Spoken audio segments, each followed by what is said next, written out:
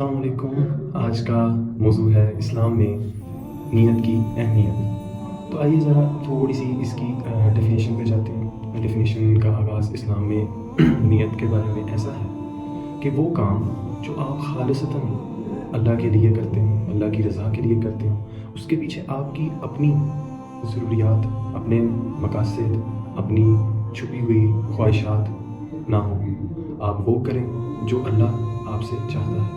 Let suppose میں مرد ہوں، ٹھیک ہے، اور اللہ نے دو ہی کیٹیگریز بنائی ہیں، ایک مرد ہے اور ایک عورت۔ تو اب اللہ نے دونوں کے رولز جو ہیں وہ ڈیفائن کیے ہیں کہ دونوں کیسے اپنی زندگی گزاریں گے، اور ان کی جتنے اعمال ہوں گے وہ اسی پہ ہی انہیں جج کیا جائے گا۔ تو اسلام میں اس کا بہت بڑا مقام ہے نیت کا۔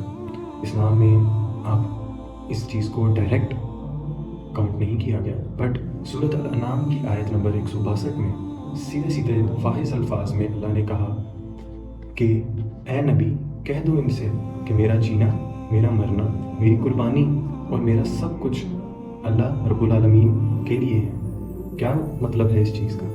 اس چیز کا یہ مطلب ہے کہ اے نبی ان لوگوں کو بتا دو کہ تمہارا مرنا، تمہارا جینا، تمہارا قربانی کرنا، نیز کہ تمہارا ہر کام اسی پہ ہی بنیاد رکھتا ہے کہ تمہاری نیت کیا ہے۔ اب آپ اپنے ارد گرد دیکھ لیں، اپنے آپ کے اندر جھانکیں تھوڑا سا۔ میں بھی اپنے اندر جھانکتا ہوں اس چیزوں میں، اور اگر میں لوگوں کو دکھانے کے لیے اس کی مدد کرتا ہوں کہ لوگوں کو پتہ چلے کہ میں بہت بڑا ایک سخی ہوں، میرے اس پیسے کا کوئی فائدہ نہیں جو میں نے اس کو دیا۔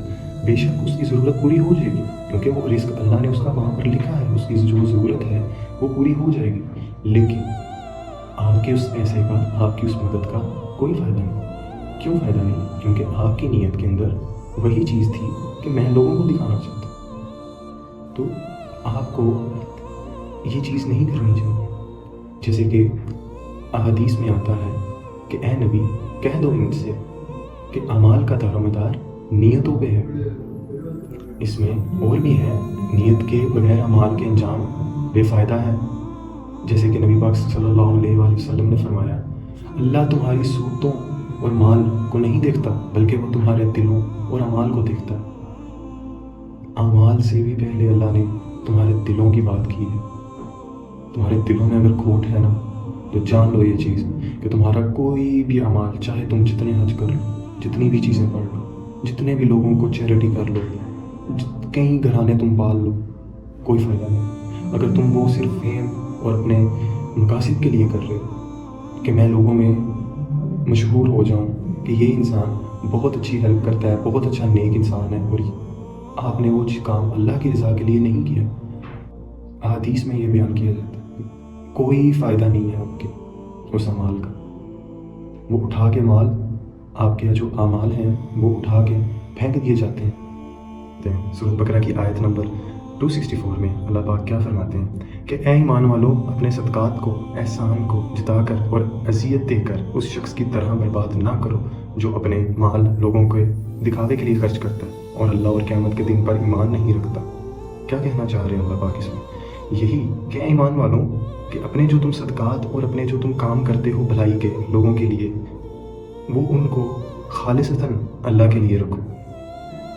جیسے ہی تم اس میں اپنا مفاد لاؤ گے تو وہ اعمال کسی کام کا نہیں ہے۔ تو یہی چیز ہے جو کہ آپ اپنے روزمرہ میں، اپنے کاموں میں دیکھ سکتے ہو کہ آپ کس لیے کر رہے ہو۔ دیکھیں لوگوں کا کوئی فرق نہیں پڑے گا، لوگوں کو کرنے دو، وہ تمہیں جج کریں گے، کرنے دو۔ سورۃ النور کی آیت نمبر 39 کے اندر، اور وہ لوگ جو لوگ دنیا کی زندگی میں اپنی آخرت کو ترک کر دیتے، کیا مطلب کہ دنیا کے رنگینیوں میں وہ کھو جاتے ہیں، دنیا کے اندر ہی اپنے آپ کو مقبول بنانے کی کوششیں کرتے رہتے ہیں۔ تو اللہ ان کے لیے وعید سنا رہا ہے کہ وہ لوگ جو دنیا کی زندگی میں اپنی آخرت کو ترک کر دیتے ہیں وہ ہمیشہ خسارے میں ہیں۔ میں یہ آپ کو مفہوم بتا رہا ہوں سورۃ نور کی آیت نمبر 31 کا، کہ وہ لوگ ہمیشہ خسارے میں ہیں۔ کیوں خسارے میں ہیں؟ کیونکہ انہوں نے دنیا کی زندگی کو چوز کیا ہے۔ آپ ان لوگوں میں سے مت ہوئیے گا کبھی بھی، دنیا کی زندگی کو چوز کبھی بھی مت کیجیے گا۔ یہ دنیا کی زندگی کتنے سال جی لیں گے آپ بھی، میں بھی کتنے سال جی لوں گا، نہیں پتا، کسی کو بھی نہیں پتا۔ تو بس یہی میں کہنا چاہ رہا ہوں کہ اپنے اعمال کو نیتوں کے حساب سے رکھو اور بہتر سے بہتر کی طرف چلتے جاؤ. یہ نہ ہو کہ تمہارے قدم ڈگمگائیں اور تم پھسل جاؤ اور پھر اسی شیطان کے ٹریپ کے اندر چلتے جاؤ. شیطان کا نا ایک بڑا پیارا کنسیپٹ ہے. وہ اپنے نا کنسیپٹ میں بہت کلیئر ہے, کیونکہ وہ آدم علیہ السلام سے نا لوگوں کو بھٹکا رہا ہے. وہ انسان کو ہر لحاظ سے جانتا ہے. اس نے انسان کے ہر ادوار دیکھے ہیں کہ انسان کو کیسے مینوپولیٹ کیا جائے. آپ کو لگے گا کہ یار ٹھیک ہے, یہ سوسائٹی میں ہو رہا ہے, میں بھی کرتا ہوں, میں بھی ایسا ہی تھا پہلے. میں جانتا ہوں وہ بہت سارے لوگ ہیں جو دیکھتے ہیں مجھے, وہ بھی جانتے ہیں کہ میں پہلے کیا تھا. But at least I am trying to be a perfect man according to Islam. تو یہی چیز ہے کہ اپنے دنیا کی زندگی کو چوز مت کرو, آخرت کی زندگی چوز کرو. دنیا کی رنگینیوں میں کھونے کے بعد انسان کو ہمیشہ سکون ملا ہے. وقت پہ نا شروع میں انسان کو لگتا ہے کہ بہت سکون آ رہا ہے, میری لائف بہت بہتر ہو گئی ہے, میں نے یہ کر دیا وہ کر دیا, میری اب لائف بہت اچھی ہو گئی ہے.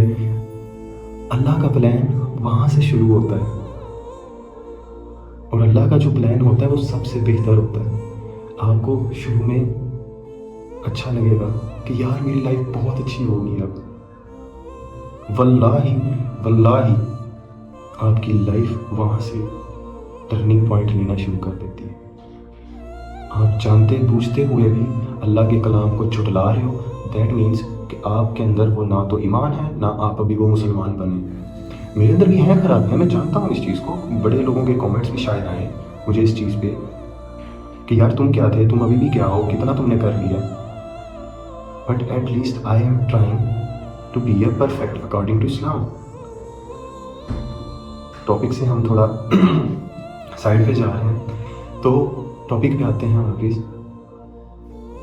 آپ کی اندر بہت ساری خرابیاں ہوں گی, لیکن آپ نے جب پتہ ہے کہ وہ خرابی ہے اور وہ اسلام کے اکارڈنگ خرابی ہے آپ کی, ایک ہوتی ہے دنیا کے حساب سے, اس میں کمی کوتاہی کا اوپر نیچے چلتی رہتی ہے, لیکن اسلام میں اگر اس چیز کا بتا دیا گیا ہے تو آپ لوگوں کو ایٹ لیسٹ کنسیڈر کرنا چاہیے کہ میری لائف کیا ہونی چاہیے.